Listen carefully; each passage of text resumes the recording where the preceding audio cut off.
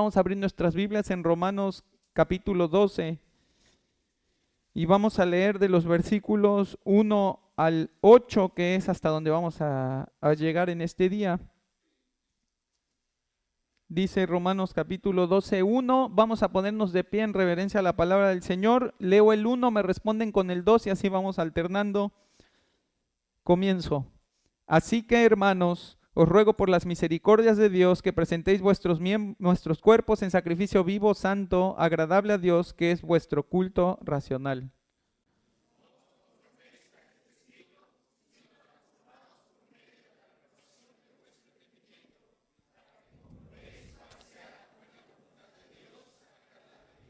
Ruego, pues, por la gracia que me es dada, a cada cual que está entre vosotros, que ninguno tenga más alto concepto de sí que el que debe tener, sino que piense de sí con cordura, conforme a la medida de la fe que Dios repartió a cada uno.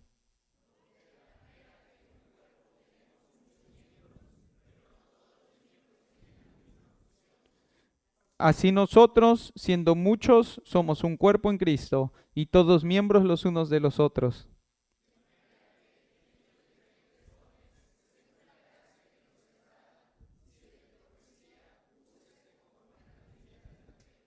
O si de servicio en servir, o el que enseña en la enseñanza, el que exhorta en la exhortación, el que reparte con liberalidad, el que preside con solicitud, el que hace misericordia con alegría.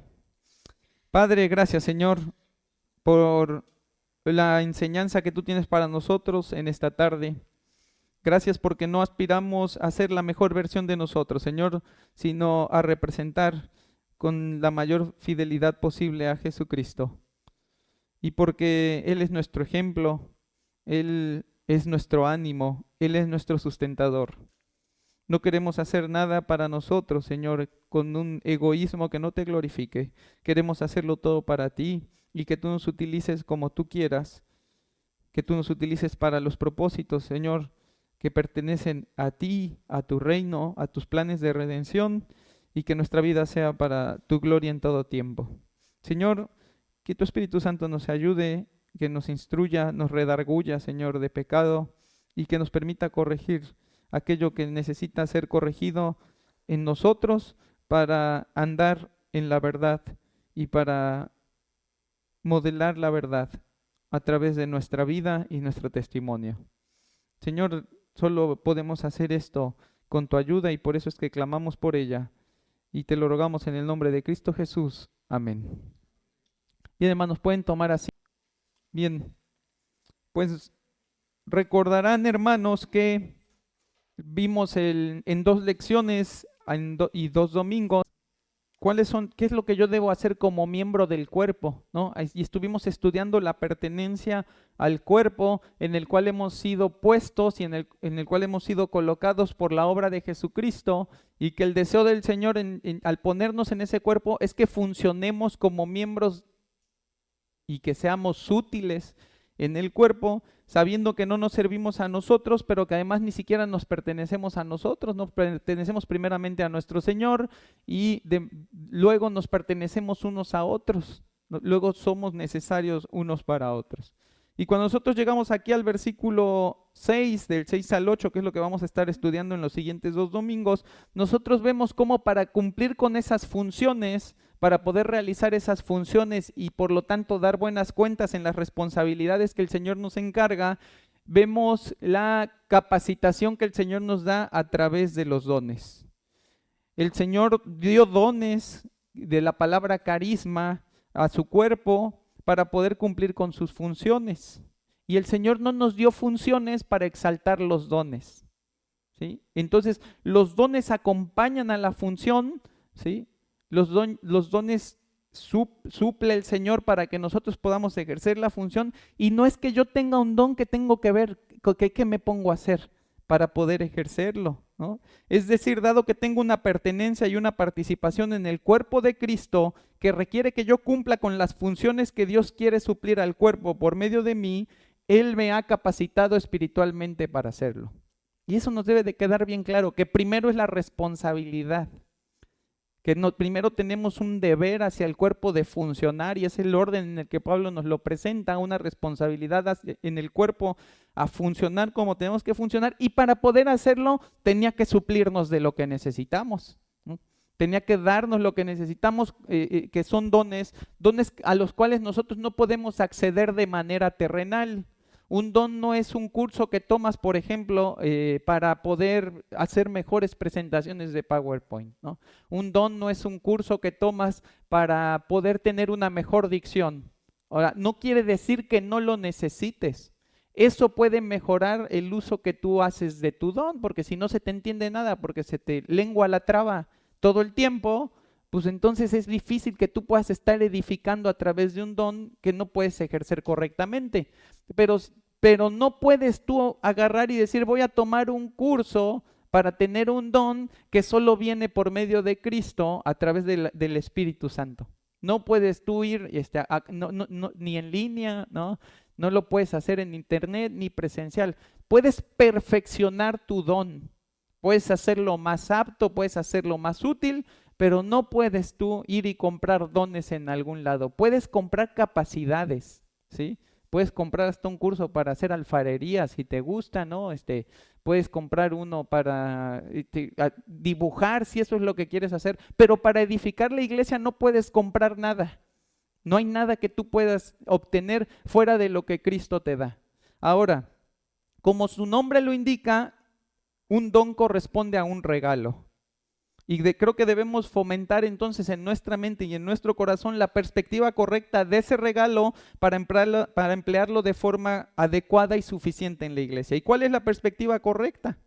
Que Dios me regaló capacidades espirituales para cumplir con mis responsabilidades y simultáneamente regaló a su iglesia creyentes dotados para ser servida por ellos.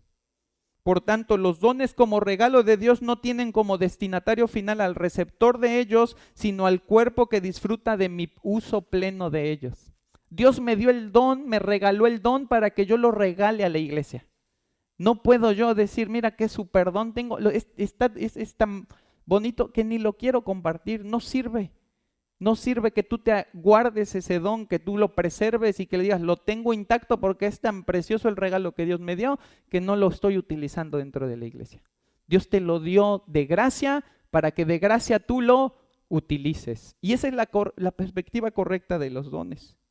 A la luz de esa realidad, Pablo nos ha instruido respecto a nuestra pertenencia y necesidad en el cuerpo de Cristo y ahora nos indica cómo debemos emplear esos dones para su aprovechamiento y para el aprovechamiento de la gracia de Dios en mí para su iglesia. Y entonces vamos a ver esos dones con un hermoso acróstico que por fin me salió, ¿no?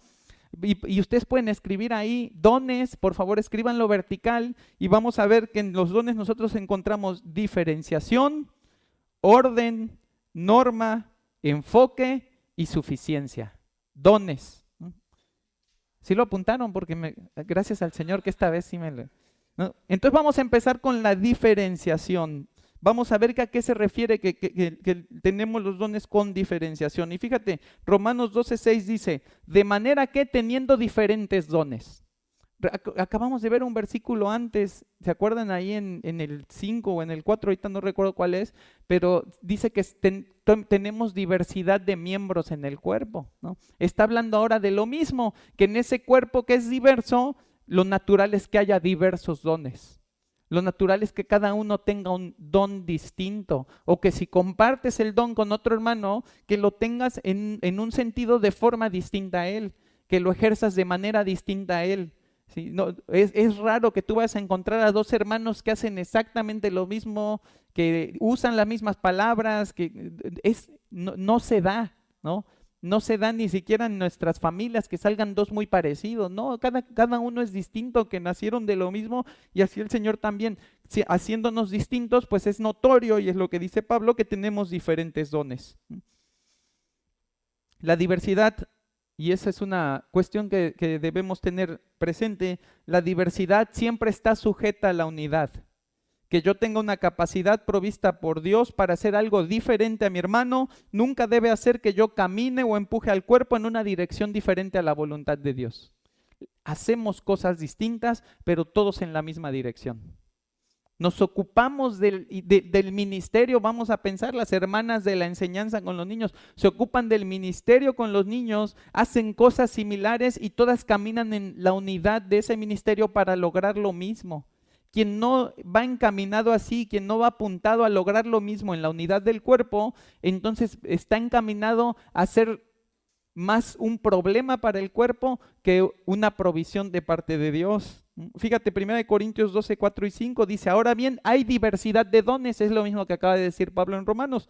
Dice, pero el Espíritu es el mismo. Y hay diversidad de ministerios, pero el Señor es el mismo. Y hay diversidad de operaciones, pero Dios que hace todas las cosas en todos es el mismo. Entonces, que nosotros tengamos diversidad de dones no nos da a nosotros permiso de ir en la dirección que queramos. No es yo tengo mi don y yo voy a donde yo quiero, ¿no? Por eso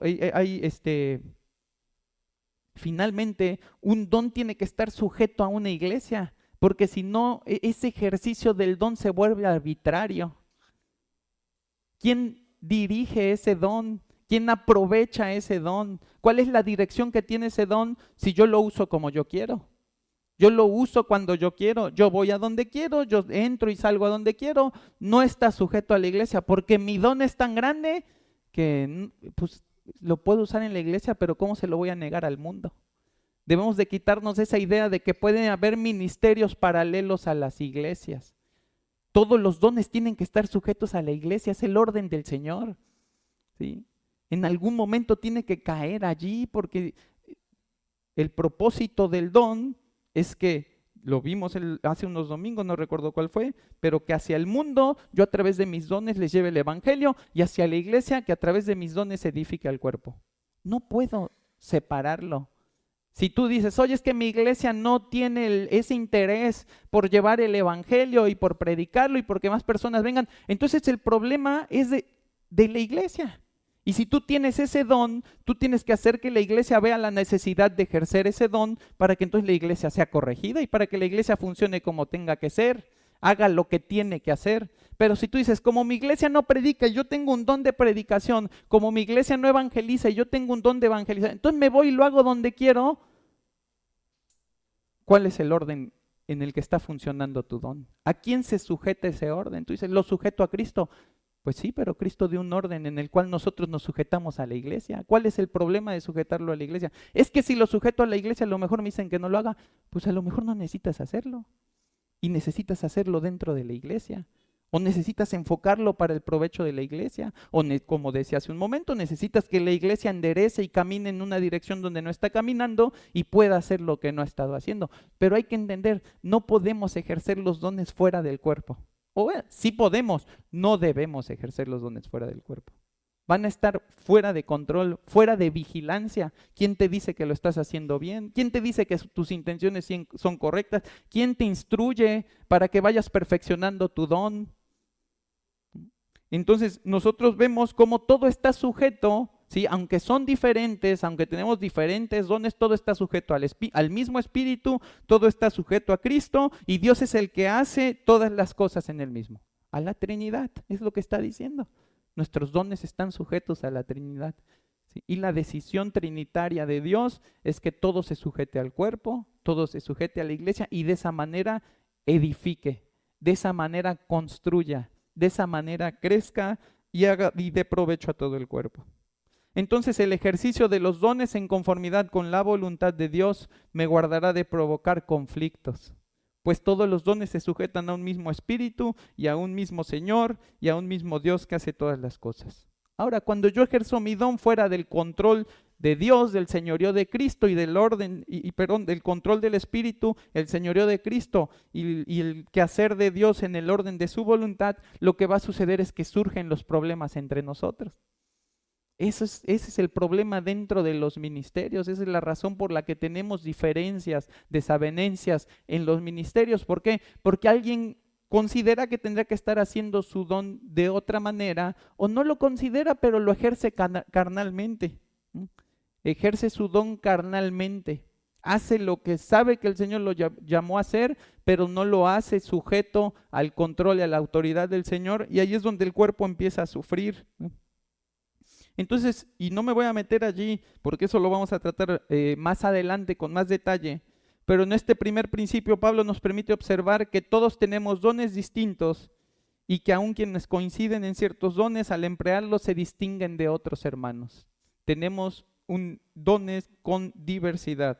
Pero lo siguiente que tenemos son dones con orden. Fíjate cómo sigue diciendo el pasaje, según la gracia que nos es dada. Fíjate, los dones, que viene de la palabra griega carisma, proceden de un don superior, que es la gracia. La gracia es la palabra griega caris, ¿sí? Entonces fíjate cómo hay un orden. La gracia de Dios, caris, ¿sí?, nos capacita, nos habilita y nos reparte dones, carisma, para que nosotros podamos cumplir con nuestra función.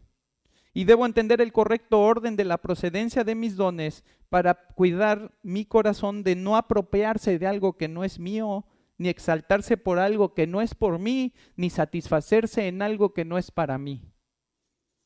Los dones, al igual que la gracia, proceden de Cristo, quien en su obra redentora no solamente nos libró del pecado y de la condenación y terminó nuestra esclavitud, nuestra enemistad, nuestra esclavitud al pecado, nuestra enemistad con Dios, sino que además selló nuestra pertenencia a su familia y proveyó de capacidades espirituales para vivir la nueva vida de manera corporativa, individual, pero corporativamente. Uno nunca puede separar esas dos cosas.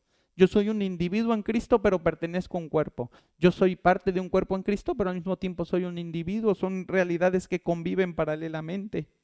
Efesios 4:8 dice, por lo cual, dice, subiendo a lo alto, llevó cautiva la cautividad y dio dones a los hombres. ¿Qué dones? Primeramente el don de la gracia. Ese es el primer regalo de Dios manifestado por nosotros, el don de la gracia, de tener en Cristo la posibilidad de acceder, ¿sí?, o de ser reconciliados con Dios, y de que Cristo apacigüe la ira de Dios, de que Cristo perdone nuestros pecados y que dejemos esa enemistad y ahora entremos en una nueva relación con Él. Pero después todavía nos dio más dones, no es el único don. Vemos también que recibimos el don del Espíritu Santo. ¿Qué dijo Cristo en Juan? Les conviene que yo me vaya, ¿no? Porque entonces vendrá el otro consolador, ahí está otro don. Dentro de todos esos dones y que van cayendo como cascada, llegamos a la parte de los dones espirituales con los que el Señor provee al cuerpo y te provee personalmente para que puedas cumplir con las funciones que haces. Entonces recibí dones por medio del sacrificio de Cristo. Que yo tenga hoy capacidades espirituales para cuidar y edificar la iglesia, tiene su origen y preeminencia en el amor sacrificial de Cristo. Ese mismo amor sacrificial de mi Salvador debe gobernar mi manera de ejercer los dones para entender que los tengo por el sufrimiento, ¿sí?, que Él vivió, y los ejerzo para sus propósitos. Y eso implica que muchas veces, y más de las que normalmente somos conscientes, tengamos la necesidad de ejercer nuestros dones como un ejercicio de amor sacrificial.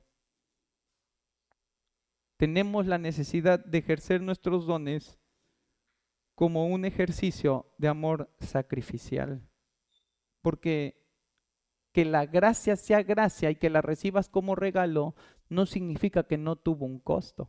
Significa que tú no pagaste el costo de esa gracia. Que tú no fuiste el que tuvo que morir en esa cruz, que tú no fuiste el que tuvo que padecer la muerte. ¿Sí?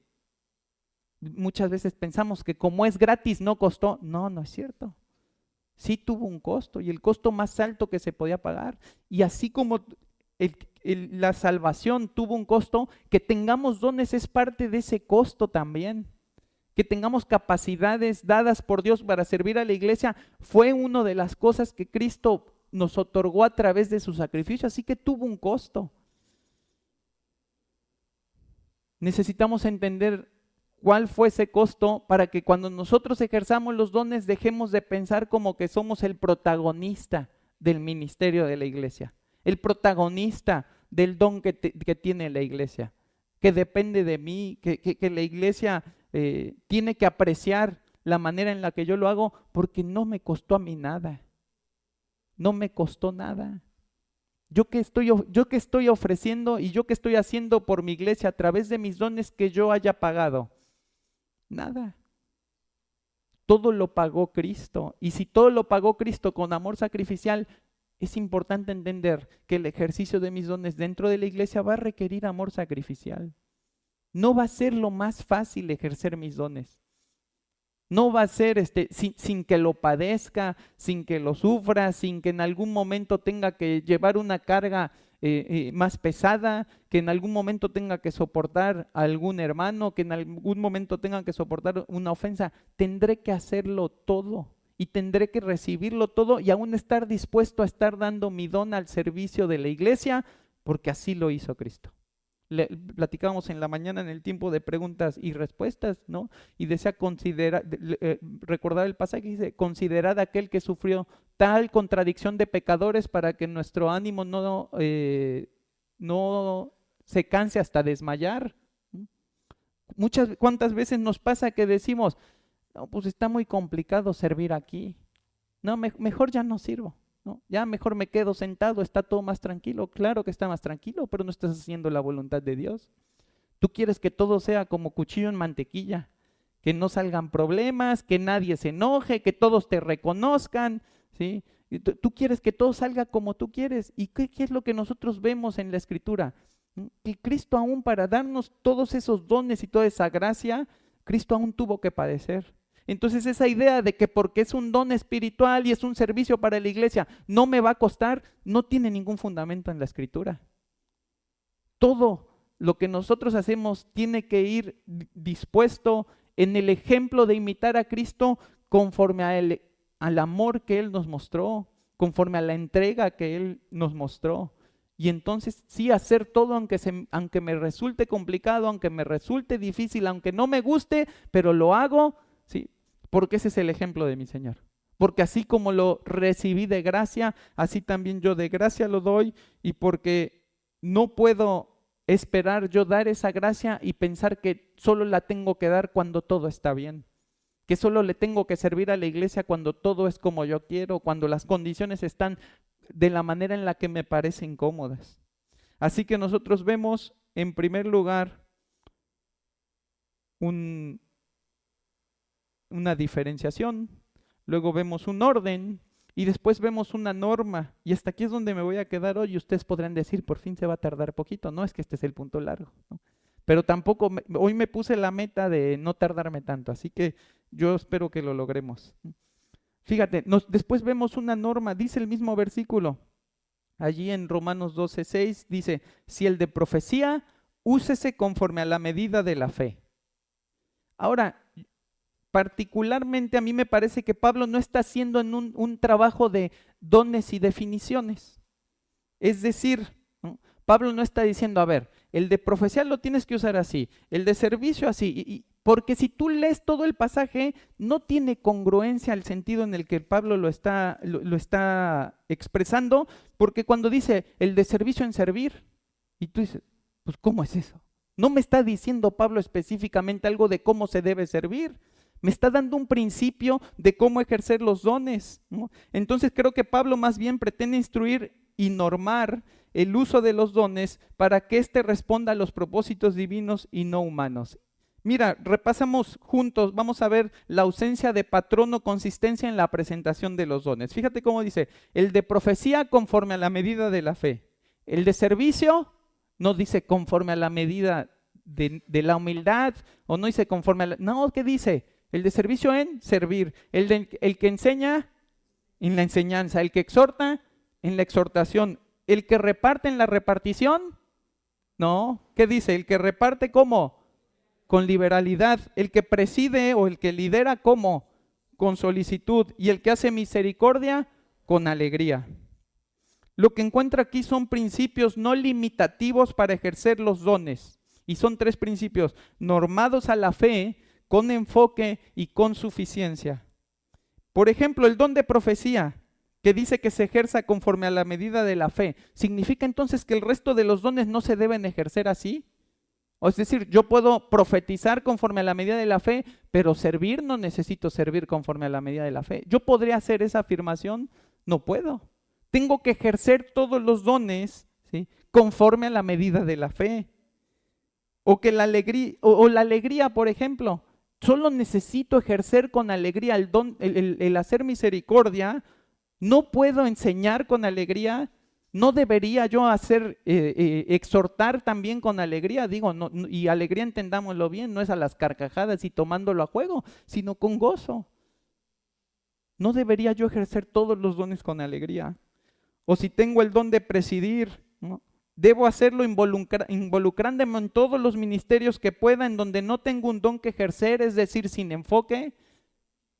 No.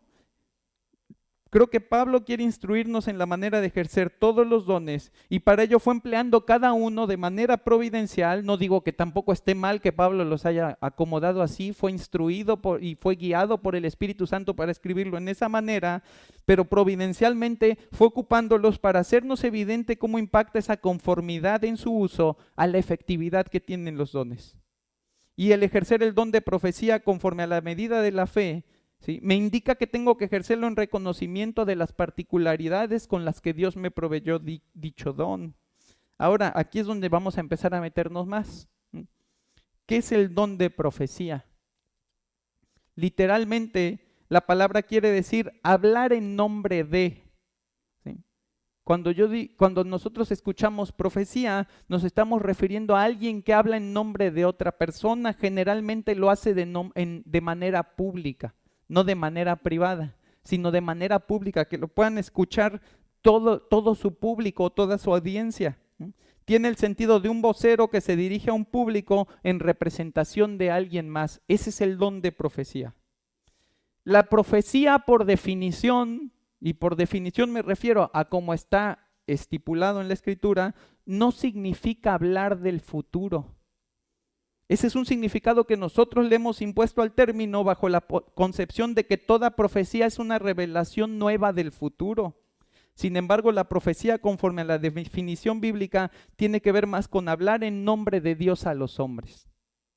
Es evidente que durante algún momento y en diversas ocasiones y conforme a la voluntad de Dios, la profecía incluyó oráculos, incluyó vistazos, revelaciones del futuro que Dios quería comunicar a los hombres, ¿sí?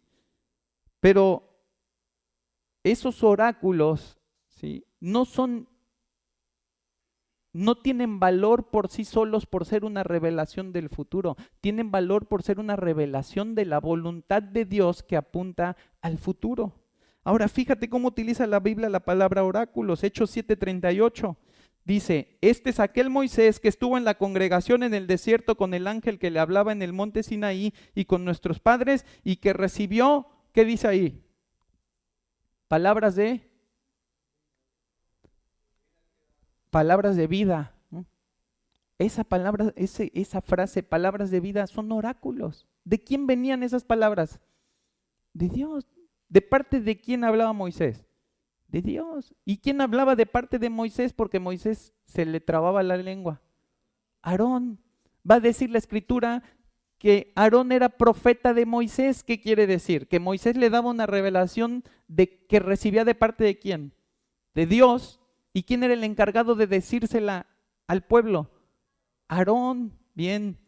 Entonces fíjate cómo vemos allí, ¿sí?, que no es la profecía una cosa siempre futura, sino una cosa que es la revelación de las palabras de Dios, en este caso palabras de vida. Fíjate, Romanos 3:2 dice, mucho en todas maneras, primero, ciertamente que les ha sido confiada la palabra de Dios. ¿A qué se refiere? A los oráculos. ¿A quién le fueron confiados? ¿A quién se refiere ahí? Al pueblo de Israel. Esa es la manera en la que el pueblo de Israel ha sido bendecido, que le fue confiada la palabra de Dios, la voluntad de Dios. Y entonces el pueblo y los profetas y la gente a la que Dios le daba esa palabra la revelaba al público y estaba dando profecía que era la voluntad de Dios.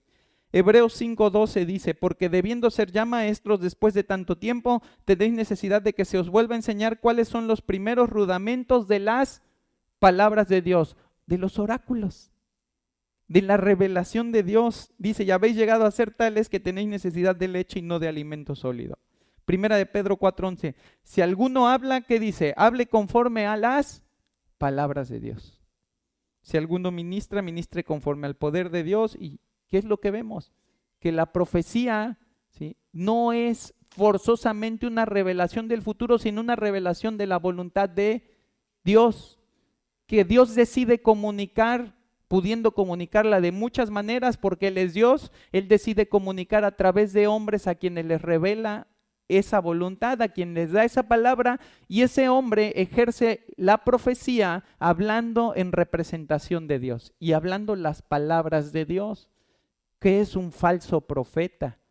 El que no habla las palabras de Dios, el que no habla conforme a lo que Dios le reveló, sino que le dice a la gente lo que quiere oír, le dice a la gente lo que le es más conveniente para obtener provecho de ello. Entonces el rol de profeta no es develar el futuro, sino el de comunicar el mensaje de Dios. En ocasiones esas palabras incluían realidades futuras, pero aun cuando así no fuera, el profeta seguía profetizando cuando hablaba realidades pasadas o presentes en nombre de Dios.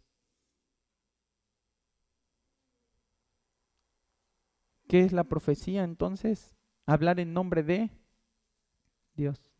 ¿Sí? Tampoco significa decir algo nuevo. Vemos vez tras vez a profetas del Antiguo Testamento repitiendo el mismo mensaje al pueblo de Israel sobre el arrepentimiento y su necesidad de volverse a Dios. Y tú dices, lo decía uno, ese uno pasaba y ¿qué decía el otro? Exactamente lo mismo. ¿Sí? Tenía que hablar en nombre de Dios. ¿Qué era lo que Dios quería? Hacerle ver al pueblo su necesidad de arrepentimiento y de apartarse de su pecado porque no querían abandonarlo. Hoy todo el hombre que comunica ese mensaje de Dios en forma pública está profetizando con la misma autoridad y diligencia que los profetas antiguos. Y es por eso que la iglesia necesita profetas, porque el mensaje que Dios reveló al hombre necesita seguir siendo comunicado pública y audazmente por siervos de Dios que tienen la capacidad de pararse no solo en la iglesia, sino además en una escuela, en un funeral, en un parque, en un auditorio y muchos otros lugares donde Dios abre las puertas para que el evangelio sea predicado, la enseñanza de la escritura sea expuesta y comunicada de manera audible, con voz alta y con voz fuerte. Ese es el don de profecía. Y la enseñanza de Pablo es, si tienes el don de profecía, háblalo conforme a la norma de la fe, conforme a la medida de la fe que Dios te dio.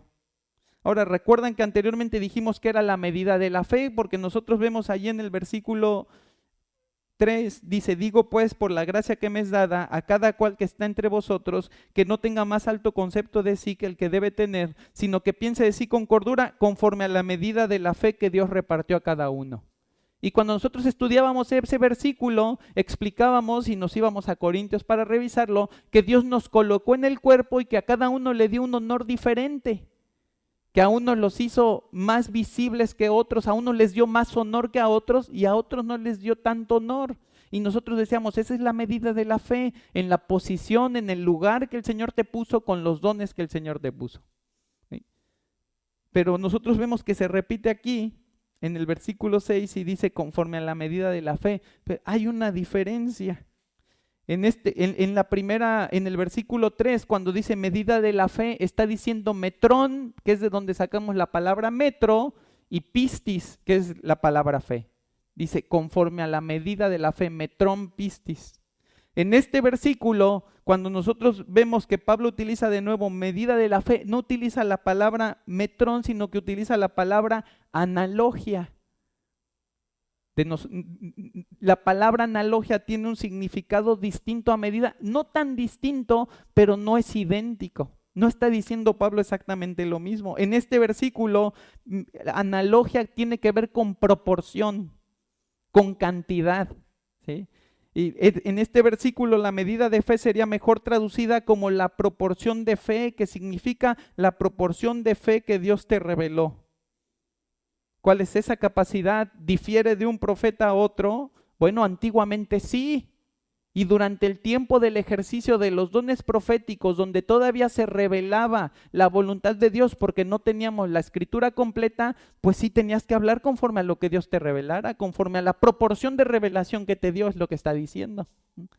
tienes que hablar conforme a eso. Antiguamente cada profeta recibía una proporción del mensaje de Dios para ser comunicado y ese mensaje, ¿sí?, se componía por lo que él conocía de la ley, por lo que escuchaba de otros profetas y lo que Dios mismo les revelaba a ellos. Esa era la medida de la fe. Bueno, ¿qué conozco de la Biblia? Solo conozco el Pentateuco.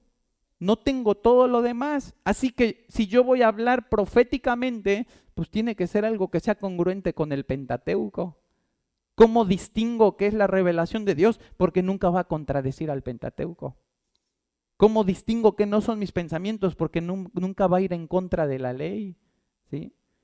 Va a ir en correspondencia y en congruencia a la ley. Lo que escuchaba de otros profetas. Sabemos que había profetas que convivieron, que vivían en el mismo tiempo. Esos profetas, ¿qué estaban haciendo? Dando un mensaje que, ¿qué pasaba? Se comunicaba de uno a otro, corría la voz, ¿no? Incluso un profeta podría estar escuchando de niño a otro profeta que estaba profetizando y aprender de allí cosas que no quedaban registradas en ese momento, pero que decían, ok, esta es la revelación de Dios. Es congruente con lo que el Señor nos deja en la ley, es congruente con lo que han estado diciendo otros profetas, ¿sí? Es consistente. Entonces, yo sé que eso es lo que el Señor quiere. ¿Y luego qué? La parte que el Señor les revelaba. Esa parte donde nosotros vemos que el Señor les dice, ve y dile al pueblo tal, ve y enséñale al pueblo esto, agarra tal cosa y llévala y vas a hacer esto para que el pueblo vea. Y ahí se componía esa medida de fe que tenía el profeta en ese tiempo. ¿Sí? Todo tenía que ser consistente. No podía yo decir de más y no podía yo decir de menos, porque decir de menos era ser negligente y no ser vocero. Si yo le quito o si yo le sumo, dejo de ser vocero de Dios. ¿Sí? Tenía que ser exactamente así. Ahora, vamos a ir a la época apostólica. La época apostólica fue una época distinta. ¿Sí? En el tiempo de Pablo, un apóstol que profetizaba tenía la autoridad de la ley, pero ¿qué tenía de más? ¿Qué característica compartían los apóstoles que no tienen los apóstoles que hoy se hacen llamar apóstoles? Que estuvieron con Cristo. Entonces, ¿qué vino a revelar Cristo? Una parte más de esa, vino a comunicarnos los mayores misterios y los más hermosos misterios de Dios para que pudiéramos nosotros entender cómo se había personificado y cómo se había encarnado en Él toda la misericordia y la gracia de Dios con el fin de llevar a cabo su plan redentor. Entonces, fíjate, un apóstol dice, tengo toda la ley, tengo todos los profetas, pero ¿qué tengo además? A Cristo. Tengo a Cristo, tengo lo que Cristo me dijo, yo estuve con Él, yo lo escuché de Él, yo que soy vocero de Cristo porque digo lo que escuché de Cristo. ¿Y qué tenían además? Bueno, las palabras que Dios les revelaba por medio del Espíritu Santo para comunicar a las iglesias por medio de su predicación o por medio de cartas, ¿sí? ¿Cuál era esa voluntad de Dios, esa comunicación de parte de Dios? Y lo cual quedó plasmado hasta donde el Señor lo quiso y soberanamente lo eligió dentro de las Escrituras. ¿Sí? Fíjate cómo ya es una medida de fe diferente. El profeta de antes de Cristo no tenía esa parte de revelación de ver a Cristo trayendo toda, encarnar la verdad y comunicarnos la verdad de Dios, pero el apóstol ya lo tenía.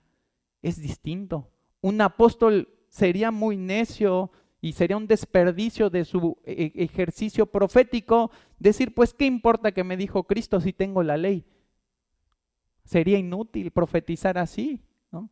Sería inútil profetizar así. Ahora, ¿qué sucede en nuestro tiempo? En nuestro tiempo, dado que la revelación divina ha sido completada y plasmada en la Biblia, ¿qué dice 2 de Pedro 1:19? Tenemos también la palabra profética más segura, a la cual hacéis bien en estar atentos como una antorcha que alumbra en un lugar oscuro, hasta que el día esclarezca y el lucero de la mañana salga en vuestros corazones, entendiendo primero esto, que ninguna profecía de la Escritura, que dice de la Escritura, ¿sí?, no de otro lado de la Escritura, es de interpretación privada, porque nunca la profecía fue traída por voluntad humana, sino que los santos hombres de Dios hablaron siendo inspirados por el Espíritu Santo. ¿Cuál es la medida de la fe de nosotros? ¿Cuál es? ¿No convivimos con Cristo? ¿Sí? Ciertamente tenemos la ley, pero tenemos también muchísimo más de esos primeros 5 libros que tuvo el pueblo de Israel. ¿Cuál es la medida de nuestra fe? ¿Cómo hemos de profetizar? Conforme a la palabra. ¿Para qué quiero más? Es lo que está diciendo ahí. ¿Para qué quieres más? ¿Para qué? Si está diciendo, tienes la palabra profética más segura, ¿qué quiere decir? Que la otra no es segura. ¿Para qué quieres más? ¿Qué más querrá Dios revelar a través de ti si ya reveló a su Hijo? Y si vino su Hijo y encarnó la verdad y dijo la verdad, por eso dice Hebreos, ¿cómo dice? Dios, habiendo hablado muchas veces y de muchas maneras por los profetas, en estos postreros tiempos nos ha hablado por el Hijo. ¿De quién tengo que hablar yo para profetizar? De Cristo. ¿Qué verdad tengo que comunicar? La verdad que Cristo ya comunicó. La verdad que el Espíritu Santo le dio a los santos hombres de Dios y que quedó contenida aquí, porque fuera de aquí, todo lo que yo diga me arriesgo a comunicar algo que no ha dicho quién. Dios. Entonces Pablo dice, cuando profetices, profetiza conforme a la medida de la fe. En ese tiempo no tenían ellos todas estas epístolas así condensadas y juntas y se tenían que andar compartiendo lo poco que podían. Pero ahora que nosotros lo tenemos, ¿para qué jugamos con la profecía? ¿Para qué buscamos profecía donde el Señor no nos manda a buscar? ¿Qué dice 2 de Timoteo 3:16? Toda la escritura es inspirada por Dios. ¿Qué quiere decir? Que el Señor ya reveló todo lo que quería revelar.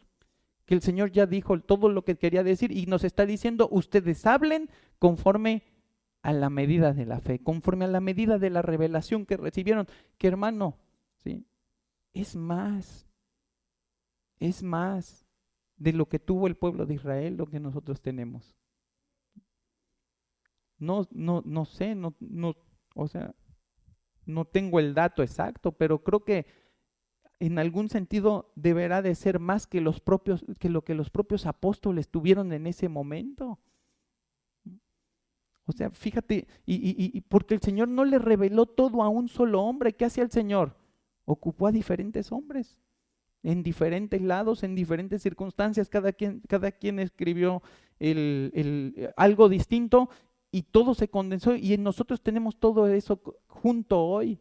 Los apóstoles no lo tuvieron así. Digo, no creo que supieran menos que nosotros, pero a lo que voy es que no tuvieron esa palabra profética más segura como nosotros la tenemos en este día. Así que, ¿cuál es nuestra medida de fe? Todo el consejo revelado de Dios y plasmado por obra del Espíritu Santo en su palabra. Hermano, ¿quieres más? ¿Necesitas más para ejercer tu don profético, que es hablar en nombre de Dios, que todo lo que está aquí revelado? Entonces, como dije anteriormente, creo que los principios de Pablo no corresponden únicamente al don que se utiliza como ejemplo, sino corresponden a todos los dones. Así que no solamente quiero ejercer mi don de profecía conforme a todo el consejo revelado de Dios, también quiero hacerlo con mi don de servicio, con mi don de enseñanza, con mi don de exhortación. Lo quiero hacer al repartir, lo quiero hacer al liderar, lo quiero hacer al ejercer misericordia. Todo lo quiero hacer conforme a la norma que es la revelación de Dios. Y fíjate cómo entonces va teniendo más sentido. Por eso Pablo no hace un match de el don con cómo, sino que Pablo se enfoca en 3 cosas. Pablo se enfoca en 3 cosas. Entonces ya vimos que los dones son diversos, que los dones tienen orden, ¿sí? Que los dones tienen una norma que es la medida de la fe y que siempre se tienen que sujetar a esa norma. Y lo que vamos a ver el próximo domingo es que esos dones tienen un enfoque y que esos dones tienen una suficiencia. Pero yo quiero terminar, hermano, haciendo una reflexión contigo. Quiero que terminemos meditando en la importancia que tiene el uso de nuestros dones conforme a las directrices de la palabra de Dios y el control del Espíritu Santo. Y cuando empezamos, no hicimos como otras veces, les pedí que leyéramos desde el versículo 1 de Romanos 12. No olvidemos que nuestro ejercicio de los dones se rige por todos los principios de Pablo establecidos con anterioridad. ¿Cuáles son esos principios? Mi cuerpo está entregado a Dios como ofrenda, mi vida se transforma por medio de la renovación de mi entendimiento, mis acciones se sustentan por medio de la comprobación de la buena voluntad de Dios, mi estima corresponde a la gracia de Dios en mí y se encuentra controlada por la cordura, y mi pertenencia al cuerpo es funcional y dependiente a Él. Todas esas verdades rigen los dones. Si yo quiero ejercer cualquier don que tenga, cualquier don que el Señor me haya dado, tengo que hacerlo a la luz de todas esas verdades anteriores, porque si no, no lo voy a estar haciendo bien. Y si no lo estoy haciendo bien, me aseguro de estarlo haciendo mal. Me aseguro de estarlo haciendo conforme a lo que yo quiero, de la forma en la que yo quiero. No oro, no tengo comunión con Dios, no le dedico tiempo a la palabra, no enseño en mi casa y ejerzo mis dones en mi casa, no edifico mi hogar, pero de repente vengo aquí y ¿cómo se ve todo? Hermoso, ¿no? Todo lo hice bien, enseñé bien, expliqué bien, ¿no? Di los ejemplos correctos, ¿no? Hablé apropiadamente, no dije ningún disparate. ¿Y ustedes qué pueden decir? No, pues está todo bien. Pregúntale a mi esposa si está todo bien.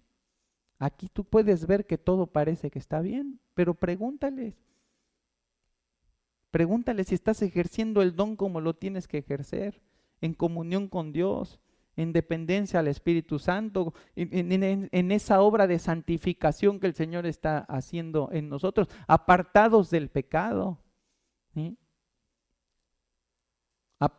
Confesándolo, reconociéndolo, pidiendo perdón cuando tenemos que pedirlo. Ahí es cuando yo ejerzo mi don bien. No es nada más, no es como que pagué un ticket, pagué una entrada y yo ensayo toda la semana para venir aquí a hacer el show que la gente tiene que ver porque pagó la entrada que tenía. No es eso. No es una actuación. Es algo que debe de nacer de esa dependencia y de esa comunión con Dios, y que entonces a mí me garantiza que lo estoy haciendo conforme a su voluntad y no conforme a la mía. Hermano, bajo todas esas realidades de los versículos anteriores de Romanos 12, el ejercicio de mi don tiene provecho para el cuerpo. Fuera de estos principios, ejercer mi don es veneno para el cuerpo. ¿Qué importa que yo sea buenísimo enseñando si mi vida no refleja lo que yo estoy enseñando? ¿Qué voy a estar sembrando? ¿Qué voy a estar construyendo? Pues estoy usando tabla roca cuando quiero levantar un edificio de 5 pisos. ¿Cuánto va a aguantar?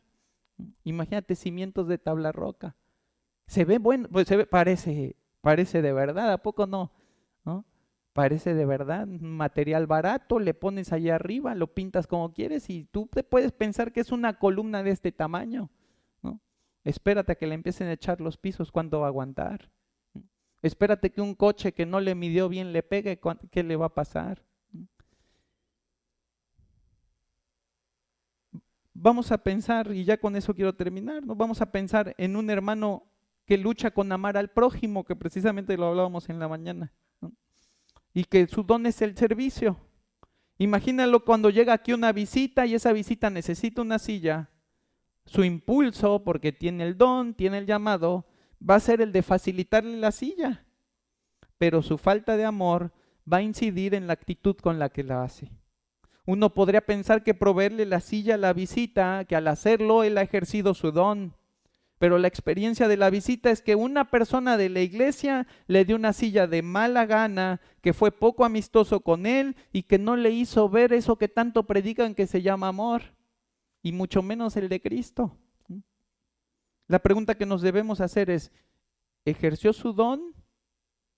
¿Cuál es nuestro concepto de ejercer los dones? Porque si ejercer el don es ponerle la silla y hacerlo de mal modo porque llegó tarde y pues qué importa si es nuevo o no, no respetó a Dios.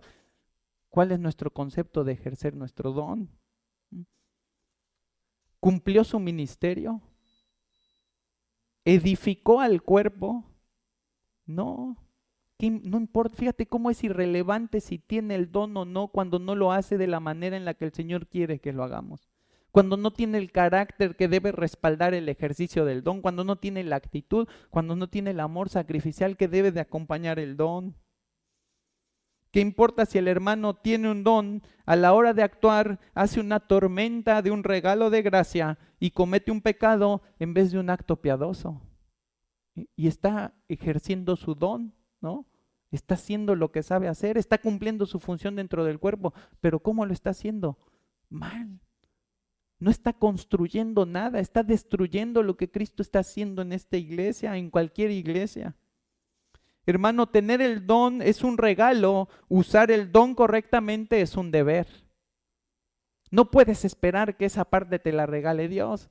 Que como es un don, cualquier ocasión en la que lo uses lo vas a usar bien porque es un don de Dios. No, hay quien abusa de la gracia, el don mayor, y que usan la gracia para justificarse, usan la gracia para engañar, usan la gracia para servirse, y tú dices, pues es la gracia. Sí, pero la están usando mal. Lo mismo sucede con nuestros dones. Lo mismo sucede cuando no ponemos nuestros dones, ¿sí?, bajo el gobierno de Cristo, bajo el control del Espíritu Santo y en el orden en el que Dios lo ha establecido. ¿Qué implica usar el don correctamente? Y con eso voy a terminar.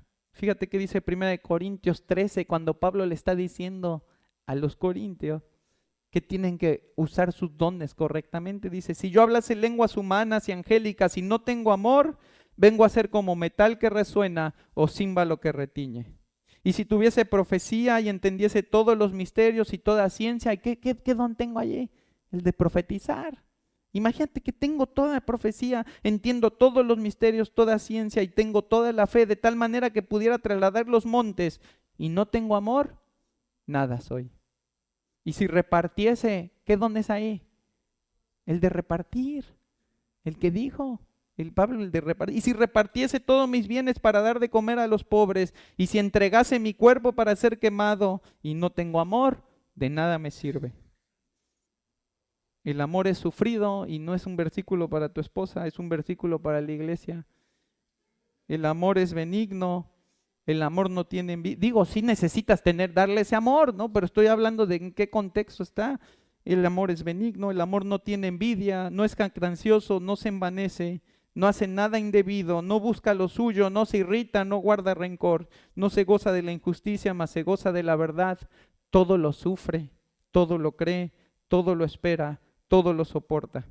Fíjate que dice, el amor nunca deja de ser, pero las profecías se acabarán y cesarán las lenguas y la ciencia acabará, porque en parte conocemos y en parte profetizamos, mas cuando venga lo perfecto, entonces lo que es en parte se acabará. Mi hermano, un día ese don que tienes se va a acabar. Ya sea que seas perfeccionado al probar la muerte o que venga la perfección de ti en el día en el que Cristo se manifieste, ese día tu don ya no va a ser más necesario para el cuerpo. Ya no necesita la iglesia tu don, ¿sí? Pero tu amor, ese nunca se va a acabar. Ese trascenderá esta vida y este mundo y será ejercido con toda perfección y plenitud en la eternidad. Y lo que yo te quiero decir, mi amado hermano, es, antes de ejercer tus dones, ejerce el amor. Que el amor de Cristo en ti y a través de ti fluya constantemente como un río impetuoso que se lleva todo a su paso. Que sea tu amor el que arrase con todos los hermanos y no tu enojo, ¿no? No tu ira, no tu envidia, no tu jactancia, no tu orgullo, que sea el amor. Y que sea tu don ejercido con amor el que los levante y los edifique para gloria del Padre. Porque sin amor podrás tener el don más precioso, pero nunca edificarás un alma. Así que hermano, yo te quiero animar. Cuida y enseña a los niños con amor. Vela y dirige a las hermanas en oración con amor. Carga y monta este espacio y baja todas las cosas de allá arriba que pesan un montón con amor. Recibe y abraza a cada uno de los hermanos con amor. Preside la oración de servidores, preside la oración congregacional con amor. Da los avisos con amor. Proyecta las diapositivas con amor. Diséñalas con amor. Anima y exhorta con amor. Dirige la adoración congregacional con tu voz, con tu instrumento. Hazlo con amor. Haz misericordia y sé generoso con amor. Enseña y corrige con amor. Porque si Cristo estuviera aquí haciéndolo todo, lo primero que notaríamos no es la santidad con la que lo hace, sino el amor con lo que lo hace. Un día no estaremos más aquí, hermano. ¿Quieres ser recordado por tu don ¿O quieres ser recordado por tu amor? Usa tus dones en amor para edificar la iglesia de Cristo, así como Cristo se entregó a sí mismo para santificarla y para edificarla y presentársela a sí mismo gloriosa, bella, sin mancha ni arruga, en el día en el que Él nos llame a su presencia. Así que vamos a ponernos de pie.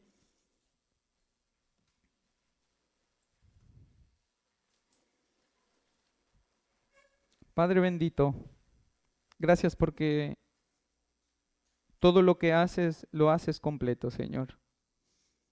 Y tú has conformado este cuerpo para tu gloria y para tus propósitos. Y lo has hecho completo por medio de Jesucristo. No para estar ociosos, no para estar sin compromiso, Señor. No para estar aquí ocupando una silla, sin hacernos cargo de las funciones y las responsabilidades que tú has puesto sobre nosotros, Señor. Te agradecemos por la manera en la que tú has dado dones a los hombres, dones que son diversos, dones que tienen orden, Señor, que proceden de tu gracia, dones que son conforme a tu norma, conforme a la medida de la fe, lo que tú has revelado, Señor, en tu palabra. Padre, ayúdanos, Señor, a no hacer un ejercicio carnal de los dones que tú nos has dado, sino asegurarnos que en cada oportunidad, en cada diligencia, en cada llamado, Señor, y en cada necesidad de la iglesia, estamos actuando conforme a tu voluntad y en amor, Señor. Quita de nosotros todo orgullo, todo egoísmo, Señor. Cualquier pensamiento que nos haga creer que somos importantes, cualquier pensamiento que nos engañe de tal forma que busquemos ser servidos y que no busquemos servir, Señor. Y Padre, glorifícate y engrandécete en esta iglesia, haciendo que todos nosotros ejerzamos nuestros dones conforme a tu voluntad, con un amor que refleja el amor de Cristo por nosotros, pero también el amor de Cristo por su iglesia, Padre. Un amor que nunca está abajo del amor que Cristo nos tiene a nosotros, Señor. Padre, enséñanos el servicio sacrificial, el servicio que no se envanece, Señor, que no busca lo suyo, que no es jactancioso. Enséñanos a servir a este cuerpo con humildad, a ver a mis hermanos como mayores a mí mismo, Señor, como más dignos de honor que el que yo merezco. Y entonces sí, Padre, actuando en la verdad que tú has revelado, agradarte por un servicio que es genuino y que es hecho de la manera en la que a ti te complace. Señor, llévanos con tu bendición y síguenos enseñando a lo largo de la semana. Síguenos haciendo meditar, Señor, en las verdades que tú nos das a lo largo de la semana. Y sobre todo, Señor, ayúdanos a llevar estas verdades por obra, a cambiar la manera en la que actuamos, la manera en la que servimos y la manera en la que edificamos tu cuerpo, Padre. Eres bendito, Señor, y te alabamos y te agradecemos por todas tus misericordias. En el nombre de nuestro Señor.